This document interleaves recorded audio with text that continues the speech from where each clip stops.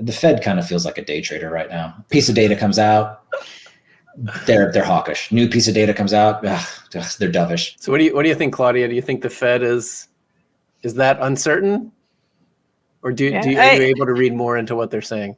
Well, just if you look at the last 2 weeks, maybe it was even that, between the FOMC meeting and then Powell's IMF talk.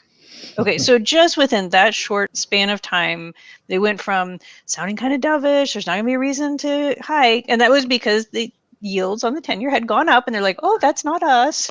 Like, yeah, right. That's, other stuff, and then you don't even get that much further, and yields have gone down, and now we're all hawkish. It's just, so to me, forward guidance has completely fallen on its face, right? Like this is not helpful. Right. To the point, the Fed has not articulated its reaction function. What is it going to do when it sees the data? The one at the press conference that just like drove me up the wall got a very point blank question. What does doing too much look like? Because they're like, oh, now the risks are balanced. We could do too little, we could do too much, which is good because that could be the path to like not raising more at least.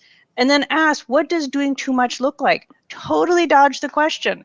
It's like, let's talk about this, because at some point they're going to have to lay out a path to, we would cut rates if XYZ happened. Right now, he's like, we're not even thinking about cutting rates. I was like, I hope that's not a true statement, because like behind closed doors, you better be talking about what it is, because otherwise, and I've had other former Fed people agree with me, they ain't going to cut. Right? If a recession comes, we're on our own. Yep. Right. So, and I think the other thing I'd bring up about how it's not just the CEOs that don't know what's going to happen. The news today was talking about how these major investment banks who have like top-notch forecast teams are all over the map in terms of where they think the federal funds rate path is going over the next few years. Talk about confusing. I mean, you could all be wrong, but like we've been wrong kind of all in a pack together, which, I mean, yeah, that has some problems, but at least that means there's a coherent story.